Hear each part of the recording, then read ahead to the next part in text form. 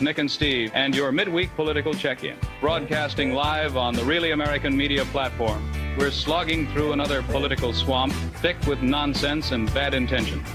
Let's cut through the poo-poo and throw a little light on the chaos before it buries us all. We don't care if you chew gum during the podcast, but no blowing bubbles. Alrighty then, without further ado, here's Nick and Bubbles. Steve. Holy moly. Take it away, gentlemen. I wish I could blow bubbles today. I'm just in that kind of mood. Welcome to the show. We are the Vocal Minority with Nick and Steve. We're live. Really American Media platform. What up, y'all? Are you flirting with me? Is that how we're starting the show? A little bit. You'll take it. Oh, hey, hello from Youngstown, Ohio. I've been to Youngstown, Ohio. I played gigs there back when I was awesome. Oh, really? You little rock and roll star, you. That's right. Hey, if you want to message us, you can do so. You can go to thevocalminority.net. It's a website. It's still a thing, and we're there, so you can reach out and touch us. Not in an Epstein way, just in a hello sort of way. Royzen2915 just said, hi. I wish. Maybe after the show. Right. Trump Reaper checking in as always. Greetings. I was afraid I'd missed it. Nick's having an off day, so he was running 5 minutes late. So we're here now. Do you see the anxiety you're causing the audience? Me? Oh, yes, where people are upset. Well, thank you for waiting for me. Thank you. Appreciate it. Welcome. Here we got Australia checking in. Nice. Warm greetings from Australia, the land from down under. Love your work, Steve. Hello, Nick. Oh, thanks, man. I appreciate that. Yeah, it's nice. Canada checking in. We got Minnesota. Well, yeah, you're all tuning in for the live show. Alaska. What up, Alaska? So feel free to jump in the old comment section. Join along with the fun, don't you know, because you are the vocal minority. We're just here to host. Yeah, look at that. Here we sit. February 10, 7 minutes after the 3 o'clock hour here on the West Coast. And, yeah, we like doing the show live because, well, you can all be a part of it. And, yeah, I don't know. We like hearing from you. So, yeah, thanks for being here. We're going to get this bad boy started. Lots to go through. We can't afford an editor. That's the main reason we just do this live. It's just so much easier. So that's not true. We can both edit, dude. What are you talking about? Got a lot of people checking in here. New Zealand, we got Australia, we got the Netherlands, all over America. All right, let's do something for these people. All right, let's get this going. This is Need to Know News. News you need to know. Hello, Americans. This is Paul Harvey. Stand by for news. Where's Nick? Oh, I'm right here, sir. Get over here, Nick. All right. Yeah.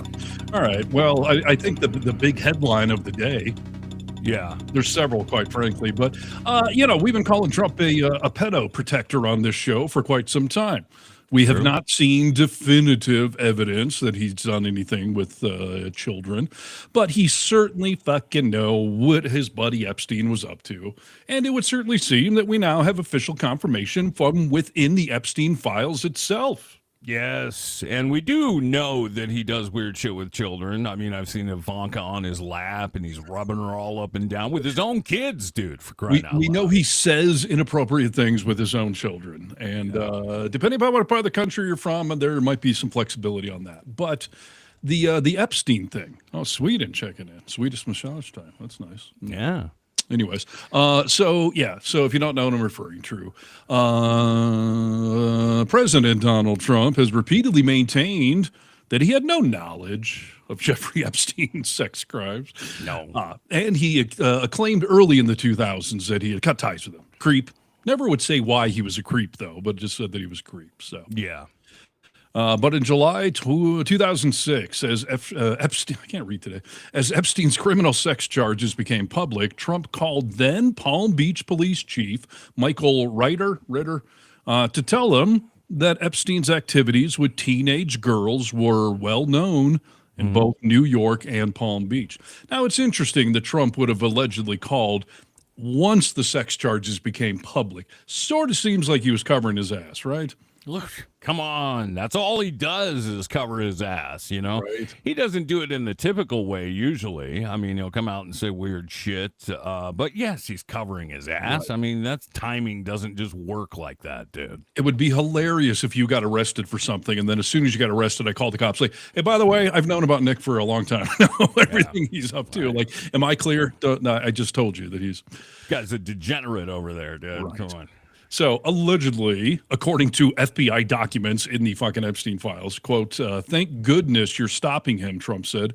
Everyone has known he's been doing this. Trump told this, police chief. And this is now according to a 2019 FBI interview with the police chief. Okay. So Right. why would the police chief just be making this up in 2019? No, he's not, dude. He's not. All this shit that you think, oh, there's another one. There's another one. There's another thing that ties him to all of this. It's out there. That's why we've been screaming to release these files and investigate Trump on this shit. We know that. I guess we can't say we know that he diddled underage girls, but We don't know. come on. I mean, I know. How about that? I know. Have you seen that one post going around where it's like, if somebody told you that they, allegedly hung out with a bunch of goat fuckers and constantly claim that they don't fuck goats, and it turns out in a bunch of documentation that they were like, it would sort of maybe seem like maybe they were goat fuckers. So It's a great ad. Yeah. right. So this interview was conducted October 2019, sheds new light on Trump's involvement in the early stages of the Epstein investigation back in Palm Beach, Florida, raises questions about how much Trump knew about Epstein and Ghislaine Maxwell. Trump apparently told the police chief, quote, he was around Epstein once when teenagers were present. And Trump said that he got the hell out of there. Yeah, just like Howard Lutnick, right? Right. Well, that's the other news that came out today. But just to wrap this up. So Caroline Leavitt was asked about this today at a press conference. And it seemed much like Trump that maybe she shit her pants because she just sort of ran away pretty quickly. But so someone first asked her, so Trump apparently called this police chief in Florida, said he knew what Epstein was up to. Her first response was that may or may not have happened in 2006. Oh, my God. This call, she said, if it did happen, would corroborate what Trump has been saying since the beginning, which is not true at all. No. He said he had no knowledge of his crimes and that, kicked him out of Mar-a-Lago, stopped talking to him. And then she went on to say, this is not something I've discussed with the president recently because, frankly, it's not a priority. He's Yes. focused on many of the issues that American people are dealing with, providing solutions. And then she said, we're moving on.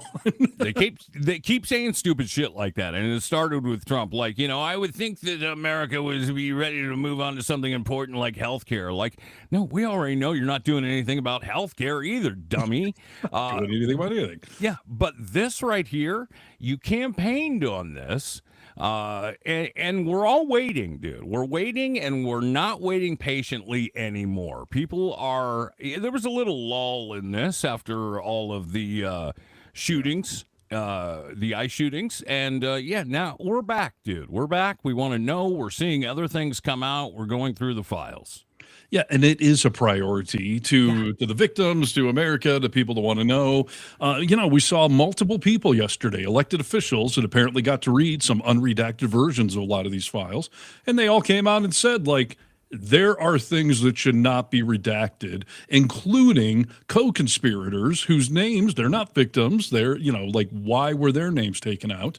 Which goes back to what Trump originally said to Marjorie Taylor Greene.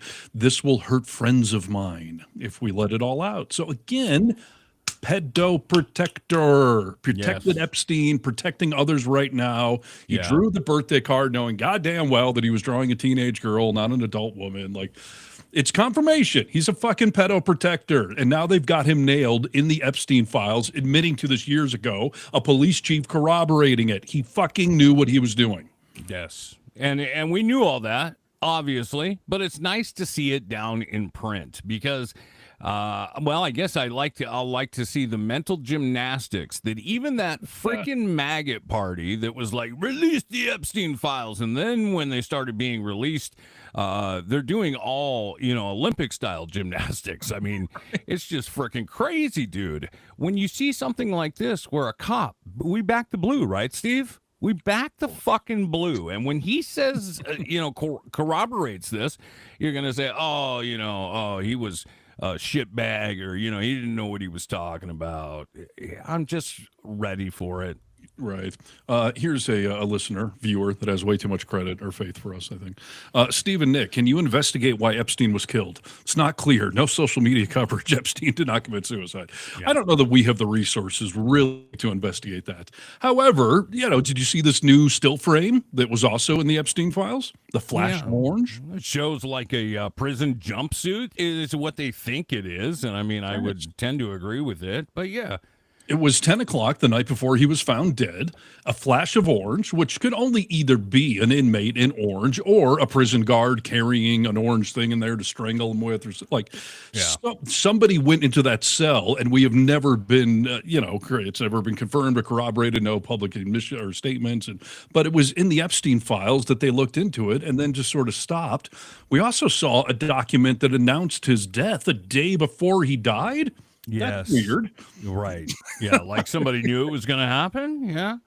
And, big-eyed Kash Patel was all gung-ho on this whole thing, too, of like, yeah, we're going to find it. We're going to get all these videos. We've got all this. I was walking the dog last week, listening to some podcast, and they were playing old clips of Pam Bondi, seems like old clips, where she was like, yeah, the files are sitting on my desk right now. Like, all that shit happened, and it wasn't that long ago. Like, we got the files, dude. You guys know what's in those files, and you're doing everything you possibly can to redact Trump, get him, and I don't know, maybe his buddies. Why are the Clintons so gung-ho to go out and testify, dude? Yeah. I saw a great meme the other day of Trump holding up a trophy. It said #1 most mentions in the Epstein files, and he was all excited to. It is so true. Dude. I mean, besides Epstein and Maxwell, nobody is mentioned, and they're more than him. I just wonder. And again, I wish I could connect the ultimate dots that he had done something inappropriate with minors. But I'm also, as I've said many times, till I'm blue in the face here, like knowing that your buddy is doing something like that and not turning him in and covering up for him years later, that in my mind makes you weirdly more guilty. It's one thing for the pervert to do something, but if you're apparently of sound mind and you're covering up for him, I think that makes you worse. 100%, dude. I mean, look, you and I have been friends longer than half our life, right? Yeah. I mean, good, close friends. If one of us did something like this that was that freaking terrible, obviously the other one would be like, "Ooh, wow, like we got to report that," right? There's some other reason besides just these are friends of mine. No, it's because you're in there too, and if your friends go down, they're going to talk about all the shit you guys did together. Yeah. And it's also very suspicious that so many people mentioned in the files are in Trump's orbit. I mean, whether it's, your Steve Bannons or like you referenced earlier, Howard Lutnick, who is just a freaking dirtbag, and he got grilled today. Senator Chris Von Hollen, Democrat from Maryland, grilled Trump Commerce Secretary Howard Licknuts during a hearing today over new revelations regarding the extent of his ties to convicted criminal Jeffrey Epstein. Von Hollen went after him right from the jump by saying, quote, "You totally misrepresented the extent of your relationship with Epstein." He added, "The information recently revealed showed that you had interactions with Epstein over 13 years, including long after he was convicted of soliciting the prostitution of a minor. That does call into question your credibility and fitness for the job." 100%. And I don't know if everyone watching the podcast or listening to the podcast remembers, but it wasn't long ago that the interview has resurfaced of Howard Lutnick being asked, how did you know Jeffrey Epstein? Well, they live 7 steps away from each other. And he said that when they moved in, he went over to Epstein's house with his wife, and they saw a massage table in one of his rooms. And Jeffrey Epstein got all creepy, supposedly, and said, like, the right kind of massages take place there. He said he never talked to him after that. that specific moment. And now we know that's not true at all, dude. Why would you say that? Because he's a liar and liars Yes. lie. The latest Epstein files released also showed that Lutnick visited Epstein's infamous private island, and then he maintained both a business and personal relationship with the convicted sex trafficker up until at least 2018. Catwoman, this is live right now. Okay, stop asking. Yes, it's 3:20 West Coast. Hi. So there you go. I mean, just multiple people in Trump's orbit lying. Caroline Levitt, her little head melted today trying to figure out how to take her foot out of her mouth. And, I mean, there are so many people around this world who have more time and resources than Nick and I, and they are going through all of this, and it's just going to keep coming out. And a big reason it's going to keep coming out is journalism is supply and demand. If nobody wants to read these articles, nobody's wasting their time doing all the research, but everyone wants to know, and it's just going to keep coming out, which is why, as we always say, like, get vocal, stay angry, keep talking about this stuff. There are two issues right now that are going to sink Trump in November, and it's ICE and Epstein. We just have to keep hammering on it. And obviously, I feel bad for the victims in both of those things I just mentioned. Yeah. But to deny that there are political consequences or political advantages to putting a spotlight on what these dirtballs are doing would be disingenuous. So, yes, keep it going. I thought about something, Steve. I saw this video of Kid Rock's girlfriend. She was walking down, I believe, the steps of the Capitol, and a journalist stopped and asked her a question. This is Lauren Boebert right here. We'll watch this video. There are rumors. Congresswoman, are you among the members who got to see the unredacted files today? Yes, I saw some of them, not all of them, obviously. And I'll be going back tomorrow to see more. Any reaction on what you've seen so far? I think that there's folks who are definitely implicated and co-conspirators. And, I don't think everyone there that was talking about underage girls being trafficked are victims. Got it. And do you support any clemency for Ghislaine Maxwell? She was saying that she I was... do not. Okay. I think Ghislaine Maxwell should get more time, and she should definitely be in a harsher prison than what she's in. It's absolutely disgusting. Absolutely disgusting. Absolutely disgusting. But let me to say this. What this video first made me think about is, damn you, Marjorie Taylor Greene. You took the exit when you had all the access to these files and were willing to speak up and talk about it. Like, why are you gone when you could have been looking at all these classified documents? And I don't know, a whistleblower? I think MTG was afraid of getting run over by some, mega truck with a Trump flag on back. True. But, Boebert's reaction right there, it just reminds me of women who I've seen get emotional and angry. And, that was not a shtick. She was not faking it. She legitimately had just seen something that enraged her. Yeah. And even though she's still on Team Red, even though she's still in office, she still could not contain. That was her containing herself. Yes. Which is crazy. And you're exactly right, dude. You see it a lot of the time with women when we're talking about these victims, and you see it with men as well, but more so women. You know how much sexual assault alone there is in this country that goes unreported? I mean, we saw that with the Me Too movement. You have tons of friends in your friend group that have been SA'd, okay? So when they read stuff like this specifically, I mean, it just boosts that empathy of just holy shit, I can't even imagine going through that. So believe that dumb bitch who vapes in a theater when she's walking down the steps. I mean, that's real shit, right? Yes. No, it struck sincere. And, these are one of these issues that is cutting across, and we need women like Boebert and MTG who are on that team to, get outraged. And point here from the peanut gallery. Hi, Steve. I assume you assume that America will have midterm elections. I have doubts. Heard about the SAFE Act. Trump doesn't want to give up power. Yeah, we've talked about this a lot. He is going to try to screw with, cancel, postpone, or whatever the midterms, which is why we keep talking about it. Because the more attention we put on this stuff, the harder it is for the sycophants around him to just roll over and go along with it. So, yeah, I'm worried about all of that stuff for sure, which is why we keep hammering on this. So, no. Stay alert. yesterday, the 9th of February, Ghislaine Maxwell invoked her Fifth Amendment right during a virtual deposition before the House Oversight and Government Reform Committee, refusing to answer all questions about Epstein's crimes, accomplices, or files. This is so crazy, dude, that we see her saying, "Oh, I'd love it if President Trump gave me clemency." Caroline Levitt said it's not off the table. President Trump hasn't made a decision on this. It's not off the table. And you know, dude, for 100% fact that this is a quid pro quo, that if he does this, it's for a very specific reason. Of course. Will America freak out? Will the maggots freak out if he gives her clemency? It's the only reason he hasn't done it already. I mean, the fact that they transferred her to this sweetheart prison was bad enough, and a bunch of people have freaked out about it. But to actually let her off the hook, I mean, if I told you, Nick, I can say wonderful things about you if you give me $1 million and then you pay me, like, of course I'm going to say wonderful things about you.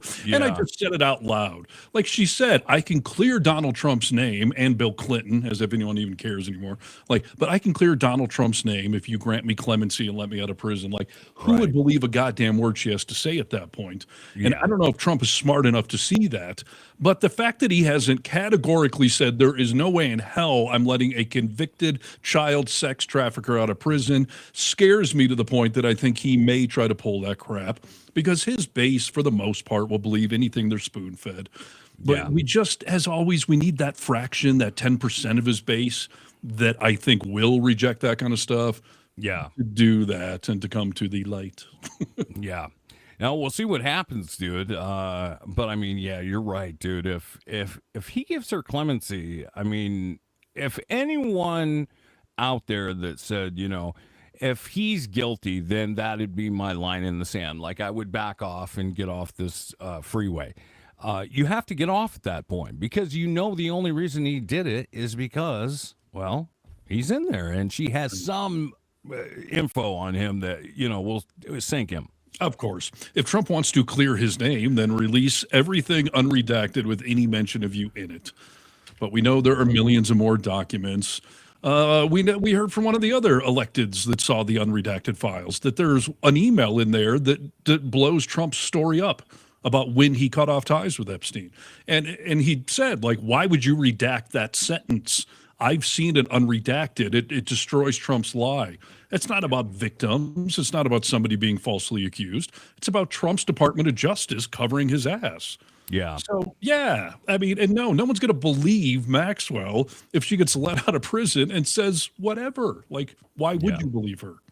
Ron Cornett, what are the Clintons going to be saying? Well, that's a good question. I don't know. We'd like to hear it because they want to come and talk, but they want to do it in public. So they're going to say some good shit, I'm sure. And that whole thing, though, is another distraction, sideshow. Like, why are the Clintons the one that they want to hear from? They haven't called anybody in MAGA world. They haven't even called a Bill Gates. Like, they're just trying to make a sideshow out of it. It's retribution. And I don't blame the Clintons for, you know, tap dancing at first and saying they're not going to be part of the show. But now they're saying, okay, let's do it publicly. I'll embarrass and eviscerate all of you. So they're not who we really need to hear from. But sure, bring them out. All kinds of shit is coming out in the Epstein files that I don't know. I don't recommend reading these at night because I've done that a few times and it makes it hard to go to sleep, you know? Sure. Do you know I who read them to my kids at night? Right. They're not bedtime stories. That's what I'm saying. Do you know who UCLA professor Mark Tramo is? Tramo? No, I don't. UCLA professor Mark Tremo faces intense backlash after newly released Jeffrey Epstein files revealed over 1,200 emails between them from 2010 to 2019. We know those are the bad years. This is something else, dude. Okay, so I don't know how to take this. He's come out and said, like, that's not what we were talking about. But Tremo, a neurologist, he's focused on music and brain science. He emailed Epstein about research, including a 2017 note. This is what he said. Okay. Newborns will suck on a pacifier more vigorously if it triggers playback of a recording of his or her mother's voice than another woman's voice, framed as auditory stimulation for young kids. So basically telling Epstein, if you play recordings of their mother's voice, their brain will make them I don't, you know what I'm saying, right? Yeah, I just got very uncomfortable. I mean, that's crazy, right? But people are asking, you got to step down, bro. UCLA, you cannot continue to employ this guy. Not only was there 1,200 emails between him and Epstein 2010 to 2019, but it was comments like that. I mean, that's crazy, bro. It's crazy on every level, and I really feel nauseous all of a sudden. Yeah. Okay. Way to make the California college system look really bad.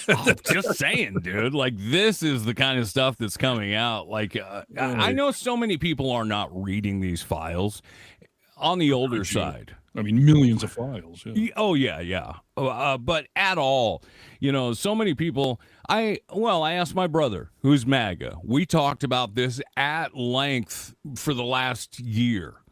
Is he reading the files?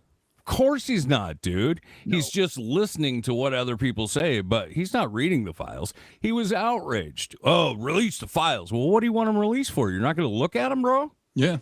And the only thing they're hearing in the Fox News bubble is any of these reports that were, debunked, that were clearly there as a red herring to throw us all off. So they'll just bring up some report of, somebody talked to Epstein, but it was a week after he died, or the letter that got mailed. Like, they put that shit in there to try to discredit everything.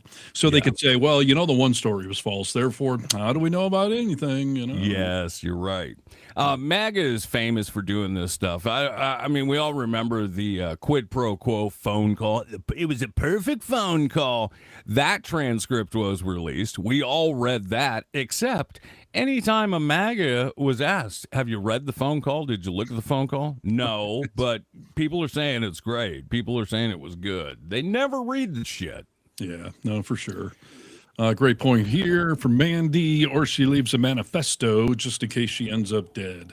Listen, if that woman does get released, she better move to Antarctica or something. I mean, first of all, she'll have no life. No one's going to want to hire her, associate with her, socialize with her, anything. But the odds of somebody doing something terrible to her, obviously. I mean, I would want to stay in jail. I would, especially the puppy jail, dude. I would want to stay there. I'm more protected, so... Yeah. So fun stuff. I don't know. Pedo Protector confirmed. Yeah. Stay tuned for more. Stay tuned for more. We keep digging into these files. Right. By the way, I've been calling him a Pedo Protector for months. No one's GoFunded me for $800,000 yet. Like the guy in Michigan, the guy at $800,000 for telling him the same thing. Yeah. Well, do you have a GoFundMe set up? No, that's up to the public to do. No, you got to set it up. Come on. Just wait for the podcast where the Secret Service starts knocking on that door over there. Then please help me. Steve, there's a lot of things going on in the sports world right now. We could go to any direction. Should we go on a national or an international level? Where would you like to go? Well, Super Bowl or Olympics. Listen, I've got comments about the Super Bowl, but that topic has been so thoroughly beaten into the ground the last 2 days. Yeah. I'm almost over it. So let's start with the Olympics. Okay. Yeah, we can do that. Are you watching? That's my first question. I am. I've spent several hours laying on the couch watching some Olympics, which is hard for me to do. I don't have a ton of free time, but I've had them on while I'm cooking or hanging around the house. So, yeah. What are you watching, dude? What's your choice, your flavor? Well, so far, I don't know if I have a favorite per se, at least not what's been on, but I was watching the ski jump, and a little curling was on last night. Okay. And, Lindsey Vonn, I'm a fan. She's a smart, talented athlete. She's drop dead gorgeous, and I was so excited that, I mean, she's 41, I think. And even Yeah. after she blew out her ACL, was still going to go out there. And then she, I mean, broke her leg in 2 places. Like, oh, Yeah, man. she did go back out there, which is just crazy, dude. I mean, these are you're watching 2 guys right now who have skied our whole lives. When you get to that age, dude, your body is different. You know, like I mean, I go home, my knees hurt, all that kind of shit. So I mean, obviously she's in better shape than the fat guy, but to go out after tearing that and say I'm still going to compete. Yeah. Oh, so tragic, man. I felt so bad for her. No, it's been good, but this is another one of these. Like, there's the sports side of the Olympics, and then it's like the Super Bowl. Like, there's the actual game, and then there's the whole political shenanigans going on in the Olympics. I mean, I've done 2 videos already for Really American covering the athletes, both American and abroad, that have been speaking out against Trump and ICE, and Yeah. they are the epitome. They are emboldening everything you and I talk about on the show of getting vocal, especially if you have a platform. That's why we highlight so many rock stars and celebrities that speak out. But these are everyday Americans who once every 4 years get to be a celebrity for like 2 weeks, and then we all forget about them. But this is their time to shine, and some of them are just chomping at the bit to do it. And let me tell you, dude, as you know, my wife, Rachel, she's addicted to the Olympics. I mean, it was a dream of hers to go to the Olympics. So Summer Games, right? Summer Games, yeah. But these kids or young adults have literally been dedicating their whole life to a sport and not like going and playing Sunday soccer, you know what I mean? So it is tough for these people to speak out when they're on a platform that's like, oh, I don't want to mess this up for myself. I've studied my whole life to get to this point. But it just shows you how important what they're saying is. Yes. We've got some video that I'll play of some of these athletes speaking out, which I think they're doing in a very respectful way. Absolutely. So, yeah, let's start. We'll take a look at a couple of videos here. Sure. Some of the U.S. athletes competing in the Winter Olympics in Milan have acknowledged the complicated feelings they're navigating as they represent their country on the biggest stage in global sports. It brings up mixed emotions to represent the U.S. right now, I think. It's a little hard. There's obviously a lot going on that I'm not the biggest fan of, and I think a lot of people aren't. Just because I'm wearing the flag doesn't mean I represent everything that's going on in the U.S. I love the USA, and I think I would never want to represent a different country in the Olympics. With that being said, you know, a lot of times athletes are hesitant to talk about political views and how we feel about things. Speak on. I feel heartbroken about what's happened in the United States. I think that as a country, we need to focus on respecting everybody's rights and making sure that we're treating our citizens as well as anybody with love and respect. And I hope that when people look at athletes compete in the Olympics, they realize that that's the America that we're trying to represent. Those comments have drawn tough criticism from a number of Republicans, including President Trump himself. Yeah. I've got more video to play, but the first gentleman you saw there, Hunter Hess. The Hessinator. Hessinator. Oh, wow, that's a inside joke here. Well, Kenny calls himself the Hessinator on Really American. So right. I don't know if they're cousins or not, but yes. Donald Trump made a Truth Social post. U.S. Olympic skier Hunter Hess, a real loser, says he doesn't represent his country in the current Winter Olympics. He didn't say that, by the way. A real loser. Just that alone. A United States president calling a current U.S. Olympian a real loser. Can you imagine, dude? No, I can't. Okay, so he doesn't represent his country in the current Winter Olympics. If that's the case, he shouldn't have tried out for the team. And it's too bad he's on it. Very hard to root for someone like this. Make America great again. This just shows you how Trump feels, that because he's president, that everything in America is him, represents him, speaks to him, is his to play with. Like, Yeah, I mean, I know I'm preaching to the choir here, people, but you can be really American and not like your president or not agree with all the policies. And it is a long tradition of actors, musicians, and athletes speaking out when they have these opportunities. I would argue there's almost nothing more American than doing something like this. Let me tell you how you can tell that these young adults that we just watched in that video are well, they're not maggots, because they calmly and very precisely said, basically, I will translate, I love my country. I don't love everything that's going on in my country right now. Let me tell you that if anyone listening, love everything that's going on in the country, I mean, there's something wrong with you, dude. That's not possible. It is impossible. And that's why I always point out that the right-wing media, you can tell they're full of shit because it doesn't matter what the topic is. They're always on that side, no matter what it is. Yeah. And that is just insincere. Nobody is like that. No. I'm a staunch liberal, but I'm okay with responsible gun owners. I'm a huge liberal, but I'm okay with the death penalty if it's been, proven beyond a shadow of a doubt. Like, my point is you're not always on one side of the issues. It's really, truly one of the most beautiful things about the United States of America is being able to speak out on that shit, So they did it respectfully, and I don't think there's anything wrong with it, and I applaud it 100%. Yeah. Got any more? Because there's been a bunch. Yep. Let's go into our next video of another Olympian. President Trump has called your teammate Hunter Hess a real loser. Would anybody like to address that or talk about how you feel representing Team USA right now? Watch My this. parents being immigrants, this one definitely hits pretty close to home. And I think in moments like these, it is really important for us to unite and kind of stand up for one another, for all that's going on. And I think that I'm really proud to represent the United States. Sure. The U.S. has given my family and I so much opportunity, but I also think that we are allowed to voice our opinions on what's going on, and I think that we need to lead with love and compassion, and I would love to see some more of that.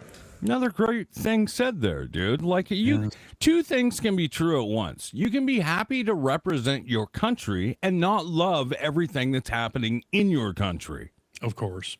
And how many people, from Dave Matthews to Bad Bunny to these Olympians, keep saying love, love, love, love? Like, people are just feel compelled to point out that love, trumps hate. Like, yeah, because there is so much hatred. It's a natural, visceral response to just say, like, we need more love, we need more acceptance and tolerance, like everything that America is supposed to be. Yeah. The shitty part is the Beatles said it back in the 60s. They basically said all you need is love. The point still hasn't gotten across to some. Okay? Didn't Jesus say it back in the 00s? They crucified the man? I mean, yes. Man. Yeah. Oh, yay. And you got any more? Because there's still way more athletes. There's so much, dude. I don't have, I've got another Olympic video, but it is not them speaking out. But you're right. The curler, the curling guy from Minnesota that I was watching last night, he spoke out today. He's in his 50s, like he's almost our age. We're almost in our 50s. And he's a lawyer from Minnesota. And curling is one of those few sports where you can be in your 50s and still be an Olympian. Right. And he just gave this impassioned speech about due process and the Constitution, the Fourth Amendment. And of course, I love my country. Of course, I'm proud, but things are not okay that are going on here. And Amber Glenn, who is Olympic gold medalist, ice skater, openly gay, very proud and outspoken about that. She quit social media this week because she was part of that first round of athletes to speak out. Again, respectfully, eloquently, and she got so much hate, vitriol, death threats. I hope you blow out your knee, like that. Never mind. I'm quitting. I got to get away from social media. And I think part of that is because, she was representing the LGBTQ plus community, Of course. Just people are so terrible, dude. And you know what? The Olympics are such a great example. I mean, it's the kind of example that can bring you to tears when you see countries from around the world uniting in the love of sport and the love of country. You know, we were watching ice skating yesterday. It was just so fantastic to see these kids competing. And when Japan lost, you know, they were obviously heartbroken, crying. I mean, again, all their life trying to get here, and they lost. To see the Americans go over and actually physically embrace them because they know what that must feel like. Yeah. It's the spirit of the Olympics, dude. It's love, it's compassion, it's unity. Yeah. So I feel bad for the Winter Olympics that the word ice has been co-opted. Because even you just said, I'm watching ice skating, like my brain just goes to the Gestapo police force. And totally, there was some meeting place over in the Olympic Village that was called the Ice House. And they had to change it to like the Winter House because it just has such a negative connotation. Obviously, it had nothing to do with ice, you know, in America. But yeah. They have just tainted the hell out of it. Well, there's been tons of protesting in Milan over ice being there and everything else. And I mean, great protests, but do you see how they handle that shit, dude? There's been some violent stuff happening over there. I don't know that they have that fundamental right, but yeah, that's right. Speaking of Olympians and openly gay, guess Kenworthy. You up on him? No. So he's the dude, skier, and he has dual citizenship. He was born in Great Britain, where his mom is from, and then grew up in America, lives here now, but he is competing for Great Britain in the Olympics. Okay. And he posted this picture that has gone viral of him, and I'll get into this in a moment, but of him peeing fuck ice into the snow. And the picture is between his two skis, and it just says fuck ice. And it's gone, you know, hugely viral. Everyone's having a good laugh at it. Yeah. He just posted, and it's on my Really American video that probably just went up recently here. He did an Instagram thing today, too, saying, like, geez, people, like, first of all, I am American and Great Britain. Like, I can represent both countries. I live in America, but he's getting death threats and hatred, and I hope you blow out your knee, and I hope you die, and just all of this vitriol. And you know, he ends his video just trying to remind everybody that we are a country of immigrants. Yeah. Like, what did you all forget about this? And unless you're a Native American, like, where the fuck do you think you came from? Yeah. 100%, dude. It just doesn't make any logical sense. No, not at all. And the picture, which I'll show you, and this is maybe a slight sidetrack. I find it funny, but I have done a forensic analysis of this picture. Okay. Here is my report for you, the audience, okay? All right. All right. I'm not trying to be a buzzkill, but there's no way this guy peed this into the snow. Perfect. First of all, these letters are perfectly formed. The only way a guy could pee words into the snow is in cursive. In other words, they would have to connect. You cannot pee, stop, pee, stop, pee, stop. Like, it just doesn't work that way. And look at this letter I, like the perfect dot at the top, nothing in between, and then another perfectly formed letter. And then perhaps most importantly, there's no trickle down here. You would see little streaks going to each of these letters if you were starting and stopping. Not to mention, this is a lot of liquid to do two different words. I mean, this guy's bladder would have been ready to explode. So I love the sentiment. I stand behind it 100%, but there is no way that he peed that into the snow. Just saying. I would tend to agree with you, dude. And it's because of the dot on the I. I mean, that is impossible. Well, and the spacing on the letters is perfect. The thickness, like, come on. They had a stencil. They used probably Gatorade or something. But, like, it's hilarious. And I'm not trying to be a buzzkill. You can't do that. You can't pee like that. What if this guy was just a straight out cocksman, dude? I mean, what if he just I mean, honestly, no. Could you imagine starting and stopping and having that just sniper aim, like perfectly? It's a UTI waiting to happen, dude. Right. And think about how long that would take. One letter, two letter. Like, you're really having to pee, apparently. So. Yeah. I love the dude. I love what he's doing. I love that he's out and proud. I love that he's representing two countries, but he didn't see it. Okay. I'm just saying. You got to ruin everything, Steve. Damn it. Let's get to a lighter side of the Olympics. Well, maybe it's a lighter side for some. There was this dude that was interviewed. I think he's from Sweden too. He's a skier, and he made a huge admission. He was being interviewed live on TV as soon as he got done with his race, and I've never seen an interview quite like this.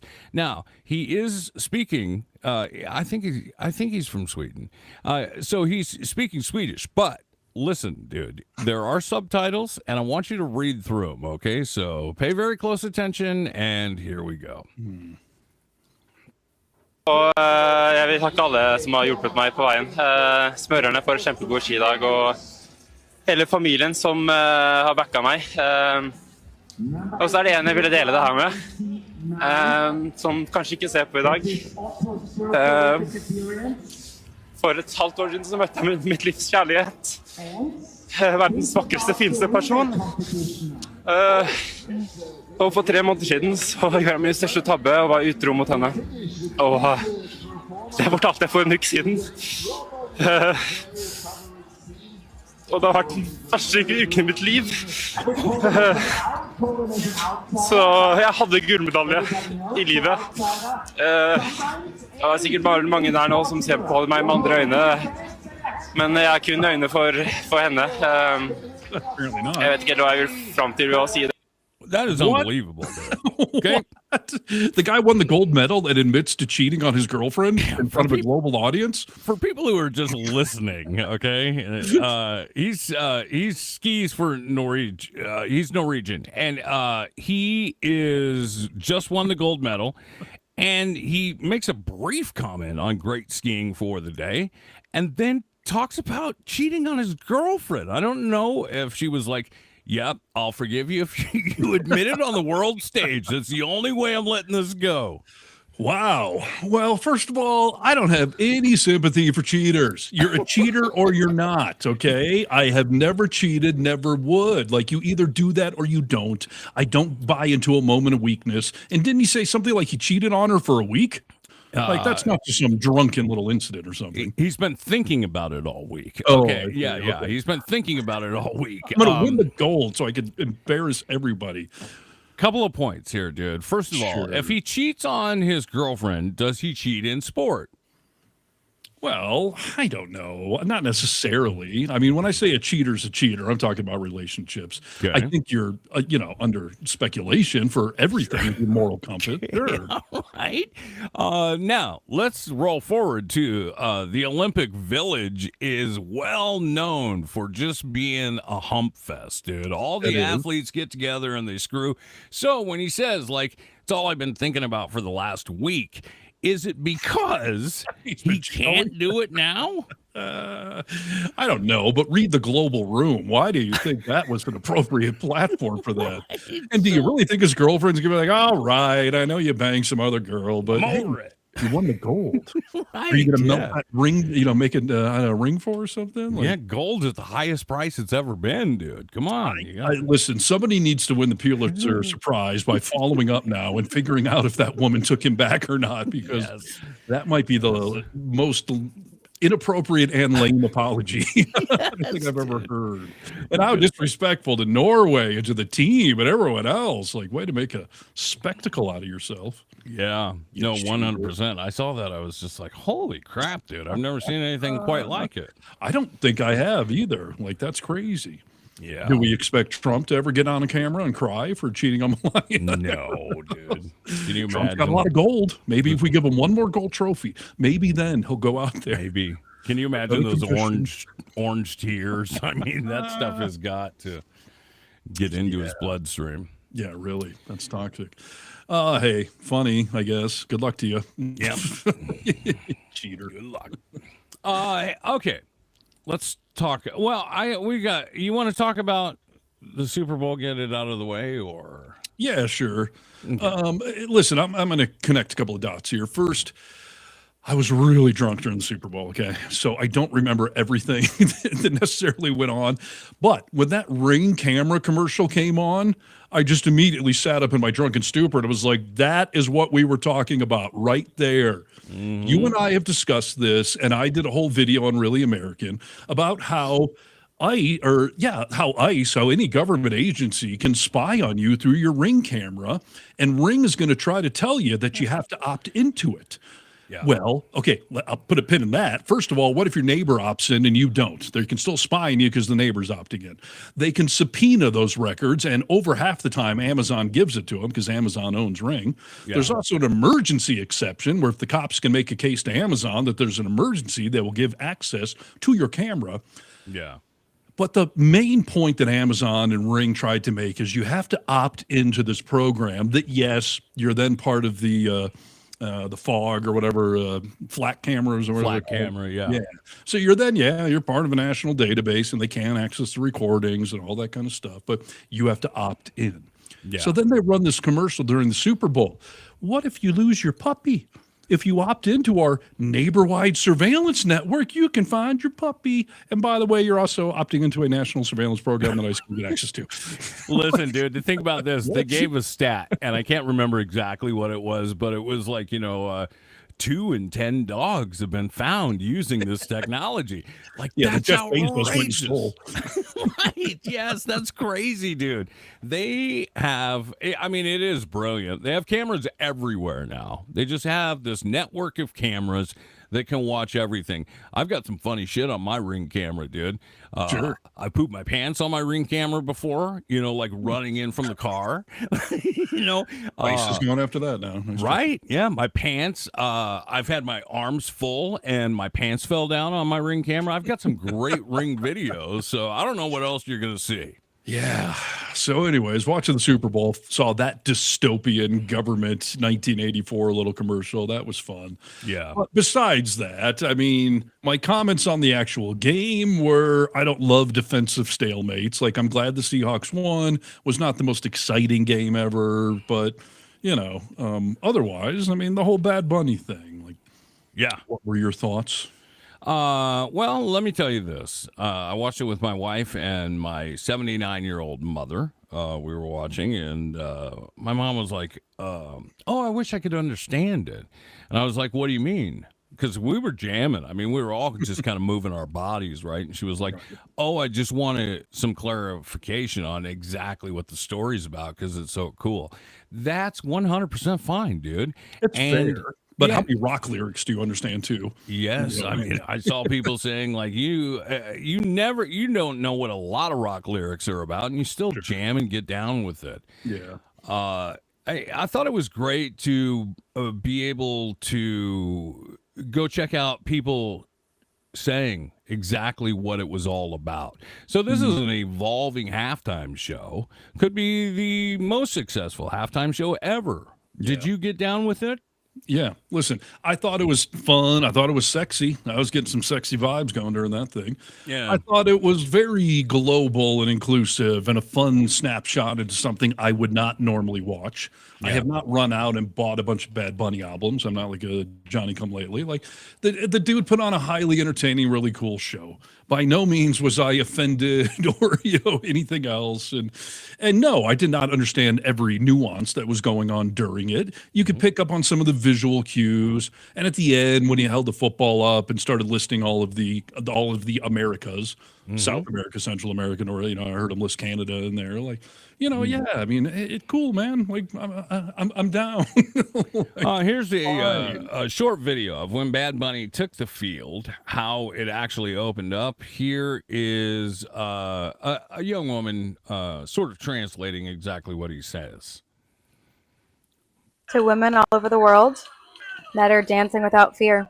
You're listening to music from Puerto Rico, from the farmhouses. Good evening, California. My name is Benito, and if I'm here today at Super Bowl 60th, it's because I never stop believing in myself. You should also believe in yourself. You're worth more than what you think. Believe me. While one is alive, you should move as much as possible. Dance without fear. Love without fear. Enjoy this because it's only a brief moment. I always believed in you. We're still here. I mean, could that be any better way to start things out of being inclusive? Right. I was listening to Morning Joe this morning. It was kind of funny. They brought up a point I hadn't thought about, that on paper, the NFL made the safest choice they could have. They got the most popular artist on planet Earth to headline the halftime show. Like, that should be totally safe, non-controversial. And I have yet to hear any rational explanation as to why this was such an atrocity, other than just overt racism. 100%. I mean, I've got, you've seen a lot of them, I'm sure. I mean, from Megyn Kelly to other asshats, Jesse Waters going and just talking such racist propaganda that's just like, oh, you're butthurt. Jon Stewart said, when did Republicans become such pussy snowflakes? Yes. They were so upset about this. I thought Megyn Kelly was going to pop, talking about this, like, this is such a middle finger to America, blah, blah, blah. Can you not zoom out at all and see how irrational, how immature, how just insane you sound, that you're that upset about the halftime show? Yeah. The fucking halftime show during a football game. Like, people, ground yourself. And Stewart is right. When did you all become such a bunch of triggered snowflake pussies? Yes, dude. Somebody put together I don't know, 15 seconds of each Super Bowl halftime show, since they started, which wasn't that long ago. I think it was like in 89 or something like that. It used to be marching bands forever. Yes, and then when they decided to have it evolve, they had the Muppets out there, dude. I mean, Mickey Mouse out there. Like, I mean, that's crazy, dude, that you are so bent out of shape about all this stuff. Not only that you're just spewing hatred and racism, but that you were like, we were forced into putting together an alternative halftime show. No, you weren't, dude. Mega idiots talking about investigations need to happen of the NFL over the gay pornography that Bad Bunny just dude. One of them said today, this is worse than the Janet Jackson nip slip. Like, this was gay pornography. I think he tried to flip to the web stream for Kid Rock, and yes, it went to one of his bookmark pages that perhaps did have gay pornography on it. It's very possible, dude. Let's see just a very small portion of Kid Rock starting out with his fantastic song, dude, for the TPUSA. There's a book that's sitting in your house somewhere that could use some dusting off. There's a man who died for all our sins, hanging from the cross. You can give your life to Jesus, and he'll give you a second chance till you can't. Dude, what in the actual fuck are we watching right now? There was somebody showed that applause was all piped in because at one point they accidentally turned it off instead of fading it out. I mean, the fact that the whole thing was pre-recorded and that his first song with the lyrics were off from his, I mean, how freaking cowardice and pathetic that you all felt the need to pre-record it. But, I mean, we just brought the point up. Kid Rock's talking about finding that book in your house, which I thought he was talking about maybe a encyclopedia or dictionary to educate themselves, but to bring up Jesus while you're hating on Latinos and in fear of what's happening, that you have to make your entire own show, like, I don't think Jesus would be okay with that. So funny, dude. Somebody said, "Oh, Bad Bunny, he's a brown guy wearing a dress," and the guy was like, "Oh, sounds like you're talking about Jesus, dude." Like, that was, I mean, completely. What a hypocrite. Yeah, that's right, Catwoman. This is another artist that sang for the TPUSA alternate halftime show. Well, Charlie, he gave people microphones so they could say what was on their mind. This is what's on mine. You ever hear anybody get that? They call it the walking farts. You know, my grandma used to get that all the time. She had one of them weak bladders, you know. Every step she take, I'm gonna get the mail. Wow. Grandma got the walking farts. That's pretty much what the song sounded like, dude. Oh, thank God. When you first played that, I'm like, do I have to listen to this again? Yeah, Nick sent me that the other day, the actual song, and I was just like, did Saturday Night Live write these lyrics? Like, I just want to mow my lawn and drink my beer and pet my dog. Yeah, feed my dog, Steve. Do you remember that guy that we were talking about that said, oh, these are all the elements of a country song that you can make a gold record? Do you remember him? No. Oh, he was on like America's Got Talent. He was like, these are the elements. You need to talk about a truck. You need to talk about a bonfire. And he put together this song live, and it was exactly this, dude. It's hilarious. I think that is why the country charts have had a number one song that was AI generated. Yes. Because their entire genre is just so cliche that, yeah, a computer could spit that garbage out easily. And I really thought that guy was joking. Yeah, me too, dude. It was comical. And I mean, the theme of the song was, it's hard to be country. Rachel looked at me and she was like, it is? Like all mowing your grass and petting your dog? Like all that shit seems real easy to me, dude. To say the least. I'm so happy. That thing apparently got 5 million views, which there's a lot of people that are debating if those were all legit views or bots, but whatever, man. The Puppy Bowl got 19 million views and Bad Bunny got 130 something. So, which is hysterical, dude, because they have taken a page out of Trump's book, and I mean, the numbers are still coming in. They say it's up to 28 million now. Like well, it, and they we don't posted even. it. Yeah, we don't even have the final counts on it. Yeah, we know how all that works, dude. And it was hilarious that we all immediately saw Trump's Super Bowl party at Mar-a-Lago. They were all watching Bad Bunny. Oh, because I said on the last show, no megas should be commenting online about Bad Bunny because apparently they're all going to turn it off and go over to that bullshit. But as soon as it starts, dude, they're going to tune out and tune in. But this was Mar-a-Lago.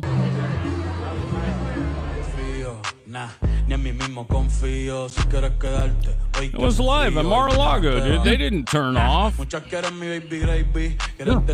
I mean, you saw Trump then commented on it and said, the worst thing ever, so un-American. Like, what the fuck is wrong with you, man? No, they want to be outraged. They want to, they're owning themselves. Apparently, it's all faux outrage. Yeah. So they have to join in on it. Otherwise, how can they have any fun? Steve, because we didn't watch the show, I'll play one last thing for you that I didn't even think about. During this show, they had commercials, obviously. Watch this commercial. I don't know if I'll play the whole thing because you might get the gist, but take a peek. Okay. Folks, it's your friend John Rich. I co-founded Old Glory Bank because we heard too many stories about people getting canceled by their bank because they didn't agree with their politics. The government wanted to know where you shop. If you bought a Bible or you shopped at a sporting goods store, you're probably on a list. We created Old Glory Bank because America needed a bank that would protect their privacy and security. Exercising your constitutional rights is not a criminal activity, and neither is loving your country. At Old Glory Bank, we stand with you. That's not Saturday Night Live either, dude. That was real. The fuck was that? He started a bank, dude, because banks are canceling people. Is he talking about the security question? Like, what was your first dog's name or what street? Why are they asking me what my dog's name was or what street I lived on? God damn it. Man. I mean, listen, I know Trump got debanked for massive fraud. Yeah. But that's not happening to average Joe citizen. Never I would not trust your money with big or rich, okay? Yes. Yeah. Wow. That's some nutty shit, man. Wow. That is hilarious. I mean, listen, no, Mega, put all your money in there. You all deserve to be swindled, defrauded, embezzled, and everything else. And that Trump cell phone is still coming. It just hasn't shipped yet. Right. And Luna here brings up a good point. Nick Fuentes has taken all this is excellent. Like Bobert at MTG, I hate referencing Nick Fuentes because he's a little Nazi-loving piece of shit. But he has come out several times recently and said some honest things. Yeah. Someone called into his show and said that what if we had a college, requirement to vote? And he was like, we would never win an election again. Democrats are overwhelmingly more educated than us.